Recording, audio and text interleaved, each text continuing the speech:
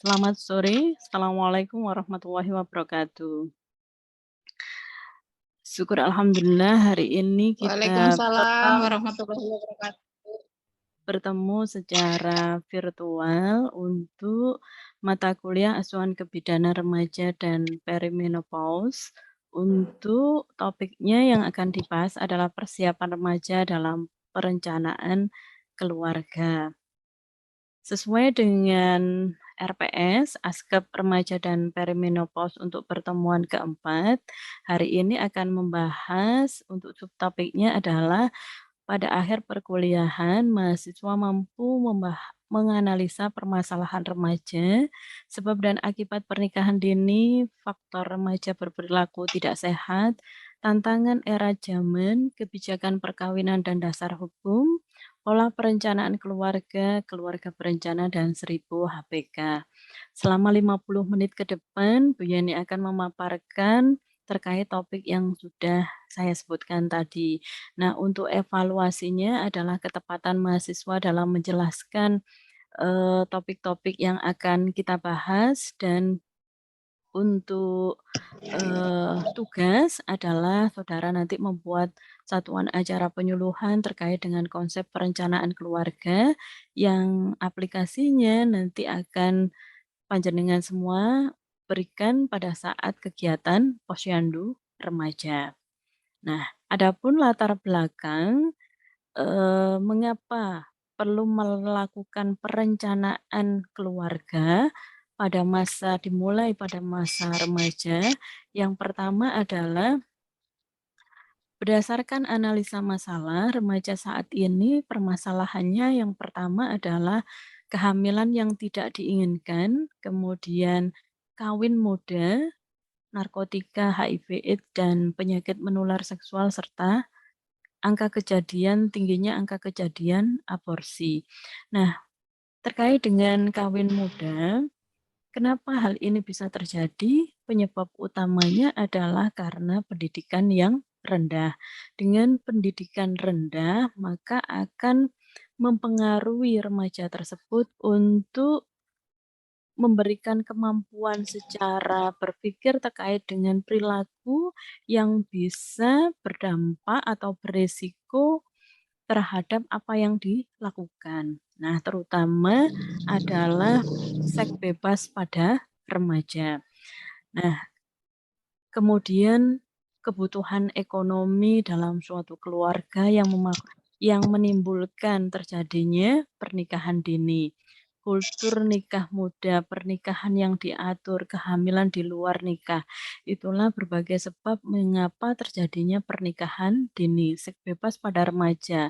Diawali dengan coba-coba karena rasa keingintahuan terkait dengan mulai berfungsinya organ reproduksi pada masa pubertas, laki-laki mimpi basah, perempuan, bisa menstruasi, kemudian adanya pelajaran yang perkenalan terkait dengan anatomi reproduksi remaja, kemudian kecanggihan atau berbagai kemudahan fasilitas teknologi, sehingga remaja mempunyai kemudahan untuk mengakses hal-hal yang semestinya eee, belum diperbolehkan. Kemudian kebutuhan ekonomis keluarga yang mengakibatkan dengan menikahkan anak gadisnya menjadikan pengurangan beban tanggung jawab. Kemudian kultur nikah muda, ada beberapa daerah di Indonesia memang, eee, sengaja menikahkan anaknya di usia muda atau di usia dini, di usia remaja dengan harapan tanggung jawabnya berkurang dan anak sudah ada dilimpahkan tanggung jawab kepada orang lain. Karena beranggapan bahwa wanita itu nantinya kan di dapur, nah di kamar, kemudian di sumur ya Bu ya. Masih ada anggapan seperti itu sehingga kultur nikah muda di suatu daerah itu perlu adanya suatu sosialisasi melalui tokoh agama, tokoh masyarakat tersebut. pernikahan yang diatur akibat dari permasalahan keluarga. Misalnya keluarga mempunyai hutang pada seseorang sehingga untuk, eee, melunasi hutang tersebut antara keluarga mengatur pernikahan dengan anak mereka masing-masing, yang mana tanpa melihat apakah anak tersebut, secara usia itu sudah diperbolehkan menikah atau tidak. Kemudian kehamilan di luar nikah ini akibat dari seks bebas, karena rasa malu, kemudian karena memang harus ada yang bertanggung jawab terkait dengan kehamilan ini, maka mau tidak mau akibat dari kehamilan di luar nikah itu, orang tua perempuan pasti akan meminta pertanggungjawaban kepada remaja laki-laki untuk menikahi anaknya. Nah, dampaknya apa? Tentunya karena, kondisi secara fisik maupun psikologisnya belum siap untuk menerima kehamilan, risiko kesehatan yang dialami remaja akibat pernikahan dini adalah bisa menyebabkan terjadinya kematian ibu. Kemudian risiko dalam perjalanan kehidupan rumah tangganya ke arah KDRT, risiko kesehatan reproduksinya mengarah ke arah terjadinya keganasan, penyakit yang mengarah ke arah keganasan, misalnya kanker serviks ataupun infeksi menular seksual. Kemudian adanya subordinasi serta dropout dari pendidikan. Nah, kenapa remaja itu berperilaku hidup tidak sehat? Tentunya diawali dari kelu kurangnya harmonis pada keluarga remaja tersebut. Kemudian adanya beban di sekolah, di mana semakin kompetitifnya pressure dari, sekolah menuntut bahwa semua murid itu harus mampu, harus bisa memahami pelajaran yang diberikan oleh guru-gurunya. Belum lagi masyarakat yang semakin individualistik, kemudian teman sebaya semakin liberal, jika punya uang berteman, jika tidak dikucilkan, dan semakin canggihnya teknologi informasi. Nah, ini menjawab seiring dengan tantangan zaman saat ini, di mana karena kesibukan orang tua sehingga perhatian atau, eee, pengawasan orang tua terhadap anak remajanya menjadi berkurang, sehingga remaja lebih nyaman untuk, apa, berteman ataupun nyaman dengan teman sebaya. Sehingga, waktu remaja di keluarga itu kurang dibandingkan dengan lebih banyak bergaul dengan, teman sebayanya. Nah, ini sangat berbahaya jika teman sebaya itu mengarahkan ke arah hal-hal yang negatif.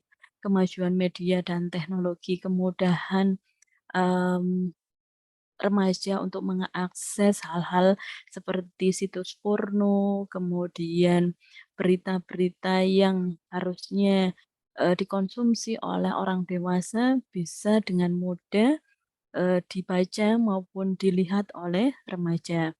Ambisi kebebasan yang saat ini lagi in adalah seorang pimpinan, ya Bu, polisi tembak polisi. Nah, ambisi kebebasan di sini, di mana sudah mulai berkurangnya norma-norma sosial dan agama sehingga, eee, siapa yang istilahnya punya kekuasaan dan punya uang, sepertinya bisa membuat skenario-skenario yang nantinya bisa mengunggulkan dirinya.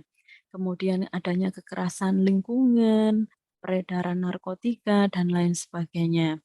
Nah, status kesehatan perempuan di Indonesia adalah kalau dilihat dari tampilan di layar bahwa masih banyak kehamilan remaja pada usia 15 sampai 19 tahun, anemia pada ibu hamil, anemia pada perempuan, AKI juga masih tinggi, serta pernikahan dini, kanker serviks, dan kanker payudara.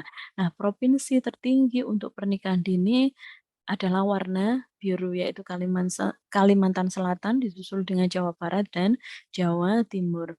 Hamil usia remaja, kenapa beresiko? Karena pada saat ini usia usia yang masih remaja itu memberikan fisik sama psikologis yang masih labil dan belum matang. Sehingga resiko terjadinya komplikasi kehamilan dan persalinan serta kematian pada ibu muda sangat tinggi. Adapun kebijakan terkait dengan, perkawinan yaitu Undang-Undang Perkawinan Nomor 1 Tahun 1974 dan untuk Undang-Undang Perkawinan Nomor 16 Tahun 2019, di situ dikatakan bahwa usia minimal untuk laki-laki adalah 19 tahun dan untuk perempuan juga sama 19 tahun. Nah, hal ini memberikan perlindungan pada anak di mana sebelum usia tersebut sebaiknya tidak diperbolehkan untuk melakukan pernikahan. Nah, dasar hukumnya Peraturan Pemerintah Nomor 61 Tahun 2014 tentang Kesehatan Reproduksi, di mana pasal 8 tujuannya adalah mencapai hidup sehat dan mampu melahirkan generasi yang sehat dan berkualitas serta mengurangi angka kematian ibu. Kemudian ayat 2 pelayanan kesehatan reproduksi remaja, pelayanan kesehatan masa sebelum hamil, hamil, persalinan, dan sesudah melahirkan, serta pengaturan kehamilan, pelayanan kontrasepsi dan kesehatan seksual, serta pelayanan kesehatan sistem reproduksi, yang mana untuk pelayanan keseluruhan remaja tercantum dalam pasal 11 sampai 12 yang bertujuan mencegah dan melindungi remaja dari perilaku seksual berisiko dan perilaku berisiko lainnya yang dapat berpengaruh terhadap kesehatan reproduksi, serta mempersiapkan remaja untuk menjalani kehidupan reproduksi yang sehat dan bertanggung jawab. Nah, apa resikonya jika reproduksi sehat tidak dipatuhi? Tentunya angka kematian ibu dan angka kematian bayi sangat tinggi. Akan terjadi hambatan pada kehamilan maupun persalinan, risiko terjadi infeksi menular seksual dan kanker reproduksi. Nah, reproduksi sehat tercapai jika tercapainya kesehatan ibu, melahirkan generasi yang sehat dan berkualitas, serta keluarga yang berkualitas. Hak reproduksi untuk calon pengantin adalah calon pengantin mempunyai kebebasan dan hak yang sama serta bertanggung jawab dalam memutuskan meningkatkan kualitas kesehatan reproduksinya seperti persiapan sebelum pernikahan. Dengan mengatur jarak kelahiran antara anak satu dengan anak yang kedua lebih dari 2 tahun. Jumlah anak yang ideal sesuai dengan kesehatan reproduksinya yaitu 2 anak cukup. Pilihan KB setelah melahirkan anak satu dan anak kedua. Kemudian mendapatkan informasi dan pelayanan Kespro yang komprehensif dari petugas kesehatan. Nah, kasus yang nyata saat ini adalah sepasang remaja konsultasi ke dokter kandungan ingin menjalani program kehamilan di mana keduanya belum menikah. Nah, ini tentu mungkin, banyak ditemukan di kota-kota besar yang mana pergaulan remaja itu sudah sangat bebas. Nah, sehingga tidak jarang remaja yang belum menikah dia berkonsultasi untuk menjalani program kehamilan. Nah, sebetulnya sangat miris sekali kalau, kehamilan terjadi di luar pernikahan. Nah, sebetulnya yang perlu diketahui oleh remaja itu apa? Terkait dengan persiapan sistem reproduksi yang sehat bagi calon remaja sebagai calon ibu adalah diawali dengan pengetahuan remaja tentang hindari 4 terlalu, yaitu terlalu muda, terlalu tua, terlalu dekat, dan terlalu banyak. Di mana pola perencanaan keluarga itu di bawah 20 tahun adalah fase mencegah terjadinya kehamilan, kemudian antara 20 sampai dengan 35 fase menjarangkan kehamilan dan di atas 35 tahun adalah fase tidak hamil lagi. Nah, Adapun pilihan alat kontrasepsi yang bisa dipilih seandainya terjadi pernikahan di bawah usia 20 tahun adalah dengan mencegah kehamilan itu dengan menggunakan alat kontrasepsi yang sifatnya reversible, artinya kembalinya ke kesuburan cepat, yaitu pil, IUD, kemudian KB sederhana, suntikan, implan. Loh Bu, kalau IUD kan belum menikah. Nah, IUD ndak boleh sebetulnya diberikan kepada, pasangan sebelum melakukan hubungan seksual, ya Bu ya.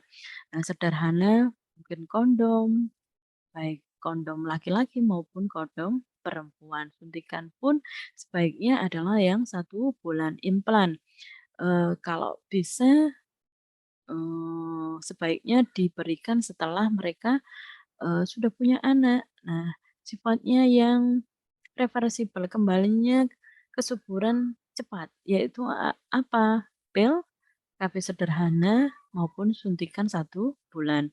Sedangkan untuk fase menjalankan kehamilan pilihannya sangat banyak, bisa IUD, implan, suntik, kemudian untuk yang suntik 3 bulan sebaiknya, dalam waktu 2 tahun.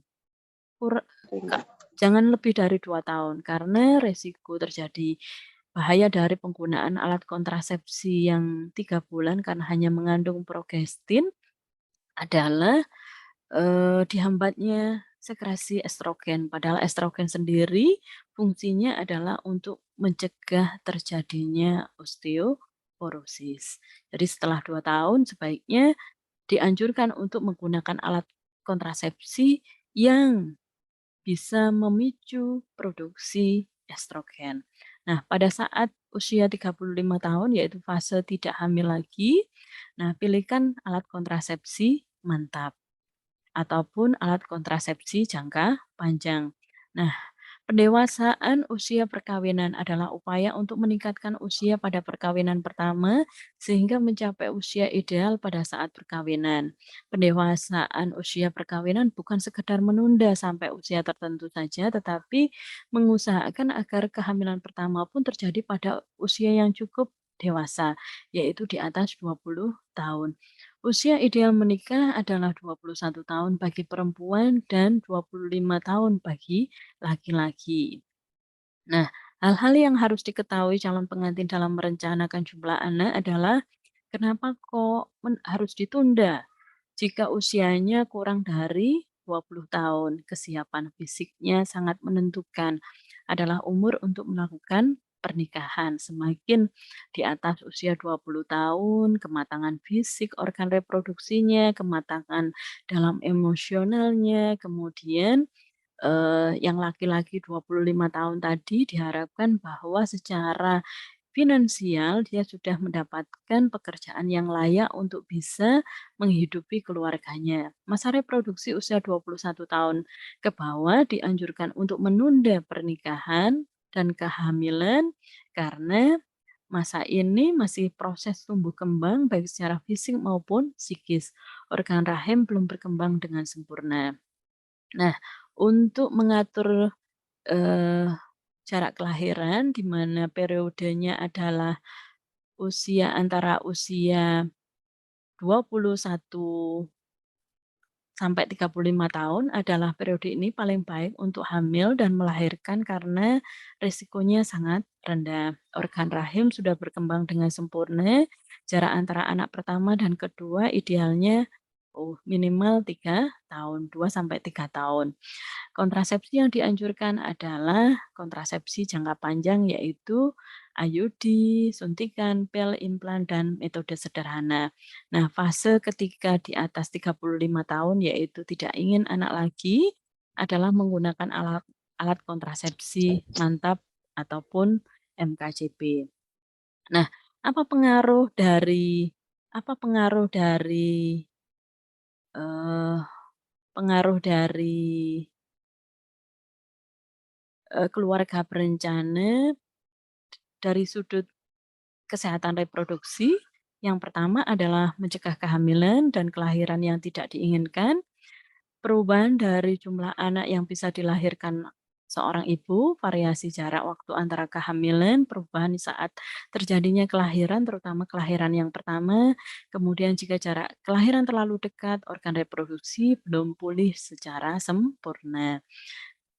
Kemudian keluarga berencana adalah upaya untuk mewujudkan keluarga berkualitas melalui promosi, perlindungan, bantuan mewujudkan hak-hak reproduksi, serta menyelenggarakan pelayanan pengaturan mendukung yang diperlukan untuk membentuk keluarga dengan usia kawin yang ideal. Untuk wanita usia minimal 21 tahun dan laki-laki berusia 25 tahun. Mengatur jumlah Mengatur jumlah, jarak, dan usia ideal untuk melahirkan anak, mengatur kehamilan, membina ketahanan dan kesejahteraan keluarga.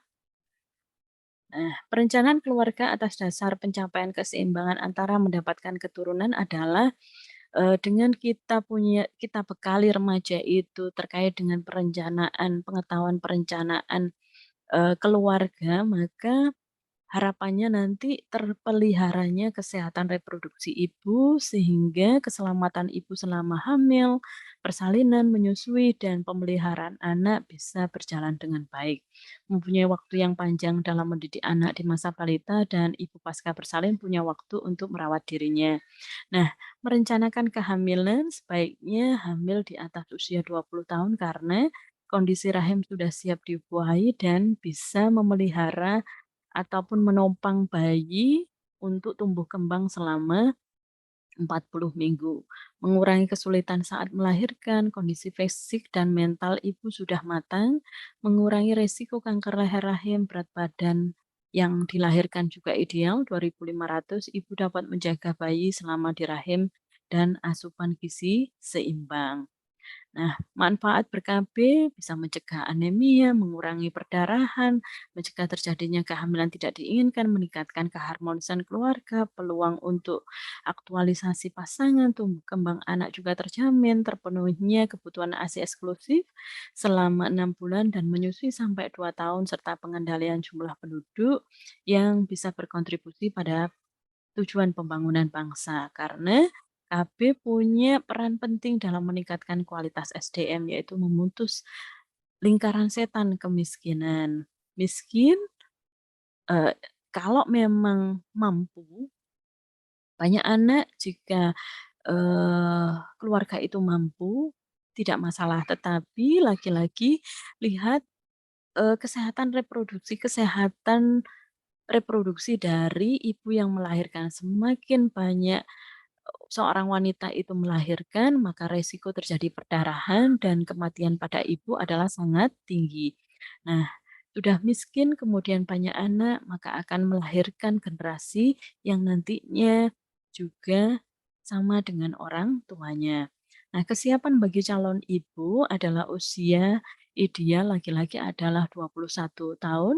Kenapa? Karena dari sistem reproduksi sudah siap, kehamilan yang diinginkan, kesiapan mental, fisik ibu akan mempengaruhi perkembangan janin serta risiko saat persalinan kurang dan perkembangan janin tidak mengalami gangguan.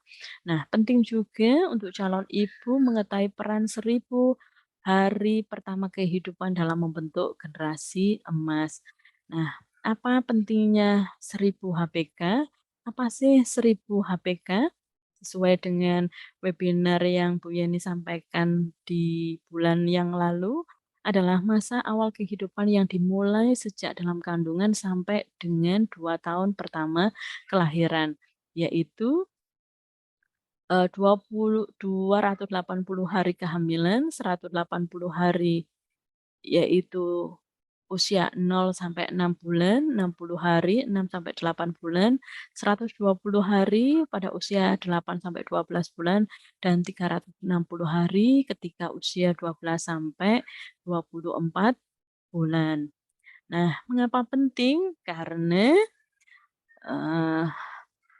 karena pada 1.000 HPK tadi akan terjadi perkembangan otak ke arah perkembangan kognitif, kemudian komposisi tubuh, pematangan sistem kekebalan, sistem saluran cerna, dan organ polik. Dan selama 1000 hari pertama kehidupan disebut sebagai periode emas karena terjadi pertumbuhan otak yang sangat pesat, di mana kurang gizi pada periode emas tidak dapat diperbaiki di masa kehidupan selanjutnya, sehingga mempengaruhi masa depan. Kemudian gagal tumbuh kembang akan menyebabkan terjadinya lambat bicara, lambat berjalan, konsentrasi kurang, dan mengakibatkan kecerdasan kurang. Nah, persiapan 1000 HPK terkait dengan Gerakan Nasional Percepatan Perbaikan Gizi, sasarannya adalah mulai pada saat konsepsi sampai dengan usia 22 tahun. Kemudian kesehatan reproduksi seorang perempuan saat hamil akan mempengaruhi kualitas 2 generasi berikutnya. Nah, sehingga perlu adanya optimalisasi 1000 HPK pada ibu adalah asupan yang beragam terkait dengan gizi seimbang, pemeriksaan kehamilan, MAL, KB pascasalin, pencegahan penyakit infeksi, hindari 4 terlalu, hindari 3 terlambat, dan deteksi dini kanker rahim. Untuk anak juga sama asupan yang beragam terkait dengan gizi seimbang dan aman, inisiasi menyusui dini, ASI eksklusi, pencegahan penyakit, dan pendidikan kesehatan reproduksi serta pola asuh yang baik. Nah, kebutuhan gizi pada periode emas ini adalah pada saat konsepsi tujuannya adalah membangun butuh gizi mikro dan protein, fungsinya membangun tinggi badan yang potensial, pertumbuhan otak guna membangun berat badan potensial, serta pada saat balita lahir sampai dengan 2 tahun adalah untuk mencapai tinggi dan berat badan optimal.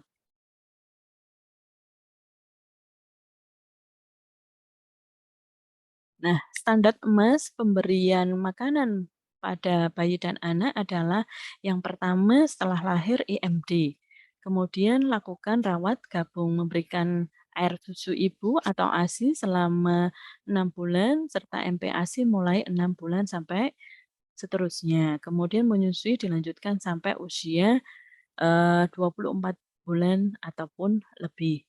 Nah, pengaruh gizi dan kesehatan anak terhadap masa depan bangsa adalah, nah ini, jika nutrisinya kurang, keadaan otaknya adalah seperti ini, mudah terinfeksi, otak kosong permanen, nanti melahirkan generasi yang istilahnya ke arah tuli atau otot karena kecerdasan kognitifnya yang kurang, sehingga akan menjadi beban bagi suatu keluarga maupun suatu negara.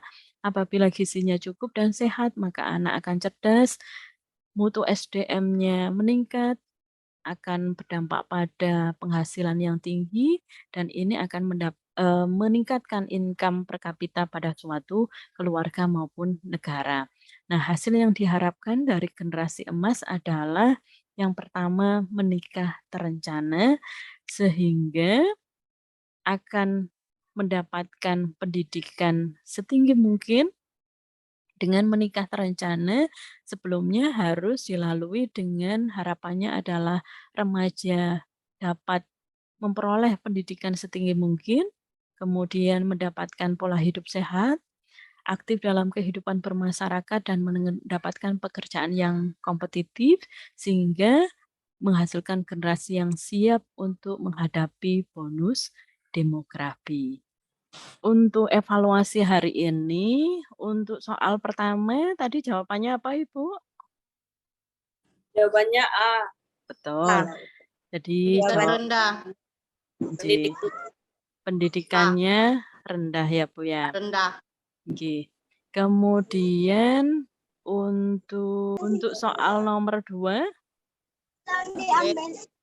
C. C, yaitu perkembangan janin mengalami gangguan karena lead in-nya adalah manakah yang bukan manfaat perencanaan keluarga pada remaja. Nah, untuk yang nomor 1 adalah penyebab utama dari pernikahan dini pada masa remaja ya Bu ya. Karena dengan pendidikan rendah nantinya bisa berdampak pada ketidaktahuan, dampak terhadap perlakuan atau perilaku yang beresiko pada remaja tersebut terkait dengan pergaulan bebas yang berdampak pada kehamilan tidak Luar diinginkan, kemudian kultur budaya itu juga bisa memicu terjadinya pernikahan dini. Ya.